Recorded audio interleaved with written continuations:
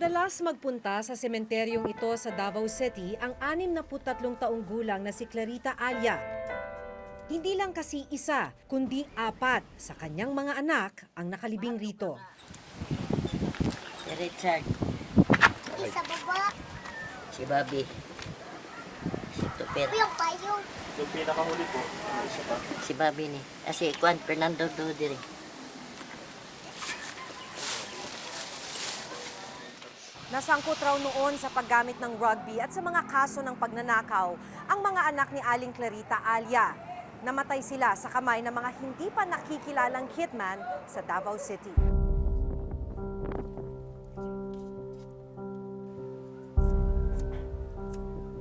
Unang pinatay sa saksak ang 18 taong gulang na si Richard noong July 17, 2001. 3 buwan lang ang lumipas, October 19, 2001, pinatay rin ang 16 na taong gulang na si Christopher. November 3, 2002, sunod na pinaslang ang 14 na taong gulang na si Bobby. Akala ni Aling Clarita ay matatapos na ang kanyang kalbaryo. Ipinarehab pa ni Aling Clarita ang anak na si Fernando sa pag-asang maililigtas niya ito. Sabi mo, wala nang kaso na ako sa lago. Bakit ako nilapat yun nila ako? Anong sala daw natin? Ako po si Maki. 2004 nang una kong makilala si Aling Clarita. Noong mga panahong yon, buhay pa ang anak niyang si Fernando. Pero 3 taon matapos ang aming panayam, 2007, pinatay rin sa saksak ang 15 taong gulang na si Fernando. Mayroon naman tayong due process of law. Bakit hindi natin idaan sa ganyan? Yung ginawa nila, sinasabi nila nga, ang pinatay nila, kriminal. Yung ginawa nila, krimen din eh. Mahigit 15 taon mula nang patayin ang kanyang mga anak, wala pa ni isang suspect ang natutukoy o nahuhuli. So wala pa pong nakukulong hanggang ngayon. Wala pa nakakasuhan. Wala pa. Ni isa po. Isa-isa. Pinuntahan at sinulatan ng reporter's notebook ang PNP Davao para malaman kung may update o naging investigasyon sa kaso ng magkakapatid na Alia. Pero wala pa silang naibibigay na record sa ngayon. Dekada 90 nang magsimula ang serye ng pagpatay sa mga hinihinalang sangkot sa droga at iba pang krimen sa Davao. Naitala noon ang mga kaso ng summary executions sa mga hinihinalang kriminal. Binansagang Davao Death Squad ang mga nagsasagawa ng pagpatay. Sabi nila, walang didiin. Meron. Pulis yan. Sir, pulis. Para rin yung balon. Pulis yan. Didiin siya. Naggamit sa mga tao na padugam para ma-safety sila. Yan ang diskarte nila ngayon. Yan mga doon sa kanila. Wala naman sala sa kanila. Kabilang ang magkakapatid na Alia sa listahan ng unsolved killings ng non-government organization na Human Rights Watch. Sa report ng HRW at CHR, umabot sa mahigit 1,000 ang bilang ng unsolved killings sa Davao City mula 1990 hanggang 2012. I have to look at the statistics again. I think about 11% of the total number, kasi about 220 yung kinuha lang namin eh. Diba? Si Mr. Duterte, lagi niya sinasabi, 1,700 na. Yung mga pinaslang, ng panahon ko, na mayor ako, pinagmamalaki pa niya yun, di ba? 1,700. Ang ginawa namin, kumuha lang kami ng maliit na numero na natitiyak naming riding on tandem, may pattern. Sa pag-aaral na ginawa ng Office of the Ombudsman mula 2005 hanggang 2008, umabot sa mahigit 720 ang bilang ng unsolved killings sa Davao City. March 2012, sinuspindi ng Office of the Ombudsman ang 21 pulis Davao dahil sa papataas na kaso ng pagpatay sa lungsod. Ayon sa Ombudsman, may simple neglect of duty sa bahagi ng kapulisan dahil hindi nalutas ang mga pagpatay. Taong 2012 rin nang maglabas ng resolusyon ng CHR na nagsasabing may nakita silang probable cause at inirekomendang imbestigahan ng Ombudsman ang posibilidad na may pananagutan sino ay Mayor Duterte sa nangyaring patayan sa Davao City. Sa resulta ng investigasyon na ginawa ng Office of the Ombudsman noong January 2016, sinabi nilang walang ebidensya na konektado ang pagpatay sa Davao City sa tinatawag na Davao Death Squad at hindi rin napatunayan na may kinalaman rito si nooy Mayor Rodrigo Duterte kaya inirekomenda nilang isara ang kaso. Inalam rin ng Reporter's Notebook sa Davao City Police kung ano ang kinalabasan ng kanilang investigasyon sa mga naiulat na pagpatay sa lungsod. Pero wala pa rin naibibigay na record sa amin. Sa isang text message na ipinadala sa amin ng Davao PNP, sinabi nilang kailangan muna nilang maghintay ng approval ng Regional Director bago makapaglabas ng anumang dokumento sa amin. Ilang beses na rin pinabulaanan ni Pangulong Duterte at ng kanyang mga tagapagsalita ang mga alegasyong siya ang nasa likod ng Davao Death Squad. Yung kalaban ko naman, every time may mamatay sa Davao, whether or not really killed by the police, or killed by the cohorts, or killed by the husband of his lover, if it was a gunshot wound, violent resistance, sa ibigay na yan sa akin. Kill, kill, kill. Ginamit sa eleksyon. Wala rin daw ni isang kasong naisampa laban sa kanya kaugnay ng DDS. Walang ebidensya. Baka puro aligasyon lang yan. Madali lang naman gumawa ng aligasyon. Pero kahit isinarado na ng ombudsman ang kaso tungkol sa pagkakaroon ng Davao Death Squad noong Enero 2016, ilang buwan lang matapos nito magaganap ang pagsisiwalat ng dalawang personalidad na nagpakilalang miyembro ng Davao Death Squad.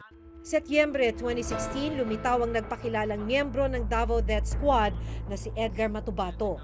Gusto kong mabigyan ng katarungan yung nagawa ko, pumatay ako ng mga tao para malaman ng taong bayan ang ginawa namin sa Davao City. Lumabas rin si SPO3 Arturo Las Cañas para pasinungalingan ang mga naging pahayag ni Matubato. Wala pong Davao Death Squad, Your Honor. Media hype lang yan. Pero kalaunan, binaliktad ni Las Cañas ang mga nauna niyang pahayag. Totoo po ang existence ng Davao Death Squad o DDS. Si Edgar po ay isa sa membro namin at isa po ako sa pasimuno nito. Sa kanilang testimonya, pareho nilang binanggit ang pagpatay ng DDS sa radio broadcaster na si June Pala at sa isang Gaudencio June Bersabal Jr. Do you solemnly swear to tell the truth? Nitong Lunes, muling humarap sa Senado si SPO3 Arturo Las Cañas. I would like to ask for an apology and an understanding. The reason, Mr. Chair, why I make my public confession last week, because of my desire to tell all the truth, not only because of my spiritual renewal, but the fear of God. Marapat lamang na maliban sa iyong salaysay, may maipakita pa kapang bukod at ibang ebidensya. Kung wala, ay maaring masayang lamang ang oras ng mga tao dito dahil baka walang kahinatnan ang isinasagawa nating pagdinig sa araw na ito laban sa sino mang mga taong idinadawit mo. Kabilang sa mga bagong detalyeng binanggit ni Las Cañas ay ang pagbibigay raw sa kanila ng utos ng anak ni Pangulong Duterte na si Vice Mayor Paulo Duterte. Ang sabi niya sa akin, pag dumating ang ban sa Davao, hulihin mo si Charlie Tan. Pero bago ako magadating, tumawag si Vice Mayor Pulong. Ang sabi niya sa akin, arbor ko na lang ni bro. Ako nang bahala kay Charlie. Sa isang pahayag, sinabi ni Vice Mayor Paulo Duterte na kagagawan ni Senador Trillanes ang pagkakadawit ng pangalan ng kanilang ama sa sinasabing summary killings sa Davao City. Sinabi rin ni Las Cañas na alam ni General Ronald Bato de la Rosa ang ilan sa kanilang operasyon. Ang comments ni Bato sa akin, parang elimination of competitors. Ang sa isip-isip ko, hindi pala lingid sa kaalaman namin, nagiging mga foot soldiers kami ng mga drug lord. Sa isang panayam noong Martes, sinabi ni De La Rosa na hindi muna siya magkokomento sa mga pahayag ni Las Cañas. Ipauubaya na raw niya sa Senado ang investigasyon. Hintayin na lang natin. Hintayin natin mag-investigasyon. Mahirap na nasa Senado na yung kaso. Sa aming pagbabalik, may physical evidence pang makukuha sa load quarry, for example, kasi sinabi hindi na yung original na may-ari nun, na-ibenta na niya, di ba? Pero palagay mo, may makukuha pa doon. Handa na kayong harapin yung mga kaso ninyo at makulong.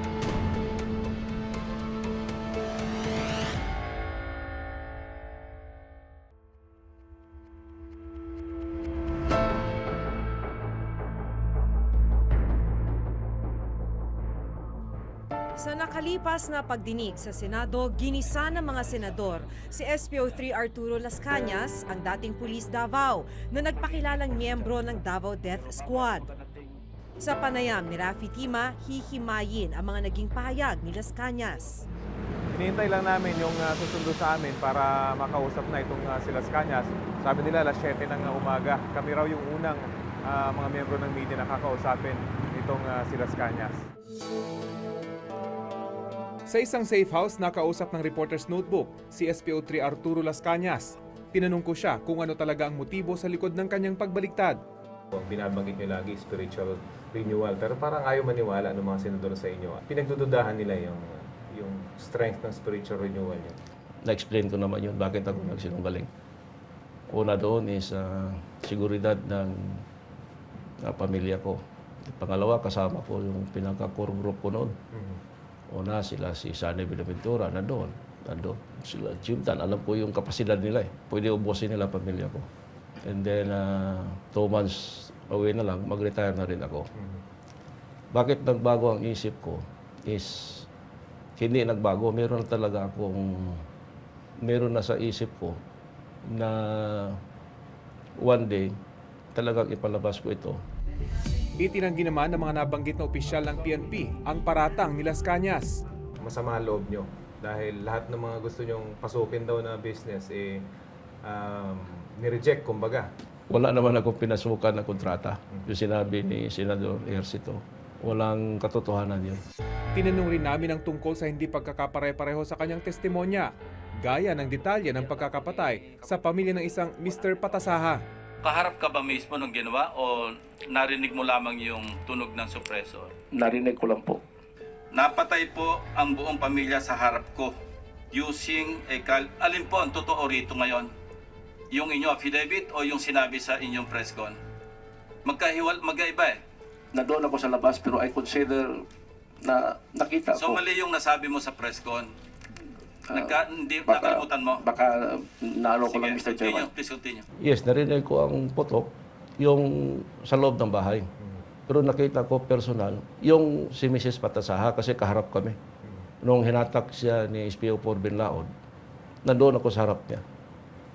Pati ang pagbaril kay Mrs., nandoon ako, nakita ko. Pero yung apat, hindi ko nakita.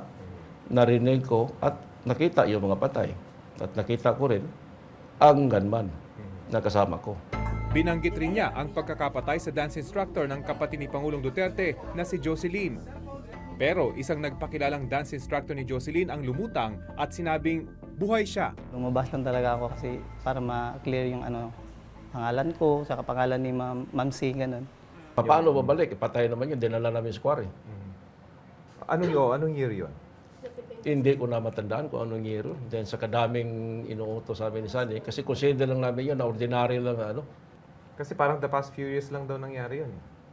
Ito, ewan ko. Siguro nandoon na sa mga 2010 elections sa pagkaintindi ko. Wala pang 2010? Wala pang 2010. Natandaan nyo kung anong pangalan ng tao? Wala din kasi hindi ako isa ang nag-interrogate. Pati si Edgar, hindi nga niya maintindihan, matandaan yung anong pangalan ng tao, pati mukha ng tao. Pinuna rin sa Senado ang pagkakaiba ng ilang detalye sa testimonya ni Las Cañas at ni Edgar Matubato. Sinabi ni Matubato na pinalo ng golf club ni Pangulong Duterte ang isang nagngangalang June Bersabal. Paano po pinatay si... Hinuli muna namin sa Kaputian District, katapos dinala namin sa kang Mayor Duterte sa golf. Pagkahuli, pinalo niya ng golf ng pangpalo, naubos yung ngipin. Pero sabi ni Las Cañas, hindi raw ito nangyari. Ang mga sinasabi ni Edgar dito sa Senado is para sa akin, 90% ay tama. Hindi lang niya ma-elaborate ang iba dahil compartmentalize siya. Kinunan rin namin ang pahayag si Matubato tungkol sa pagkakaiba ng ilang detalye sa kanilang mga testimonya. Parang nalilito lang ako kaysa sobrang dami sa tagal ng sobrang daming trinabaho. Pero totoong-totoo yan, kaya ako man ang naghuli, kasama man ako sa paghuli. Kami nga ni Barsabal ang nag-away doon sa Kaputian. Sa tanong kung may maipapakita siyang ebidensya sa lahat ng kanyang pagsisiwalat, May physical evidence pang makukuha sa Laod Quarry, for example, kasi sinabi hindi na yung original na may-ari nun, naibenta na niya, di ba? Pero palagay mo, may makukuha pa doon? Yung buong pamilya mismo maturo ko. Kasi mahirap nila yon matuntun. Dahil, hindi ko na lang sabihin. Okay. Personal maturo ko. O may effort ba kayo na hanapin kung meron ba kayong physical evidence na pwedeng maipresenta? Yung sinabi na may possible na lulutang, sa tingin ko is baka meron. Kasi meron akong natanggap na ng mga info din na may pupunta dito sa Manila at saka nag-ano pa sila ng kanilang, siyempre, seguridad. Handa na kayong harapin yung mga kaso ninyo at makulong? Yes. Dahil sa pagsasabi ng totoo, expected ko ito. Hindi kayo magtatago? Hindi. Pag may warrant of arrest kayo, lalantad kayo? Susoko ako. Una, parang nagtatago ako dahil para maproseso muna yung problema ko. Kung ipalantad din ako, miski hindi na ako, sabihan lang ako nga, bibitayin ka na, pupunta na ako. Kung titingnan ang bawat kaso ng pagpatay na binanggit ni Matubato at Las Cañas, 3 sa mga insidenteng kanilang binanggit ang nagkakapareho. Ang pagbomba sa moske, pagpatay kay Jun Pala, at pagpatay kay Jun Bersabal. Lahat ng kasong ito may record sa PNP. Ilang kaso naman gaya ng pagpatay sa pamilya Patasaha ang hindi pa napapatunayan. Wala ring police report tungkol sa ganitong insidente. Kung pagbabatayan naman ang ilang dokumento mula sa Commission on Human Rights, PNP at sa mga korte, lumalabas na bago pa man lumantad noong nakarang taon, ilang beses na palang naireklamo sina Las Cañas at Matubato simula pa noong dekada 90. Itinuturo silang sangkot sa ilang kaso ng pagpatay sa Davao City. Gaya na lang ng kaso ng pagpatay kay Jun Bersabal noong 1997. Ayon sa ilang eksperto, mahalaga na masuportahan ng ebidensya ang mga aligasyon ni Las Cañas at Matubato. Pasan ngayon ni Las Cañas na patunayan ang kanyang bagong pahayag, lalo na't may ilang pagkakaiba ito sa mga nauna niyang sinabi. Hindi masyadong pinapaniwalaan yung pagbaliktad eh. Pro-probe lang ito ang totoo kung malaman natin kung sino talaga ang namatay, kung sino ang pumatay, at saan inilibing. Ayon naman sa kampo ni Pangulong Duterte, malinaw na walang basihan ang mga paratang sa Pangulo. Nakita na nga ng taong bayan at ng mga senador doon kung gaano kawalang halaga ang testimonya niya, hindi ka panipaniwala. Nagsisinungaling siya. Dagdag pa ng kampo ni Duterte, malinaw na paninira lang ito ng kanyang mga kalaban sa politika. So anumang pagtatangka ng paninira sa kanya ay hindi magtatagumpay. Kung meron man na destabilization against him, will never succeed because he has the overwhelming support of the Filipino. Plus, nakikita nila na napakasincere nung mama. 3 nga lang ang pinangako niya eh. Lalabanan niya ang korupsyon, papatigilin niya, o papababae niya ang rate, sisirain niya ang drug industry, illegal drug trade, at ang kriminalidad. Samantala kahapon ay muling binuksan ng Commission on Human Rights ang investigasyon tungkol sa kaso ng summary killing sa Davao City. Pagkatapos ng Senate inquiry nung Lunes, at bahagi na rin ng direktiba ng Senado na ipagpatuloy ng CHR yung ginagawa niyang investigasyon, nagkaroon ng desisyon ang komisyon na siya ay magtatayo ng isang panibagong grupo na siyang mag-iimbestiga nung nasabing kaso.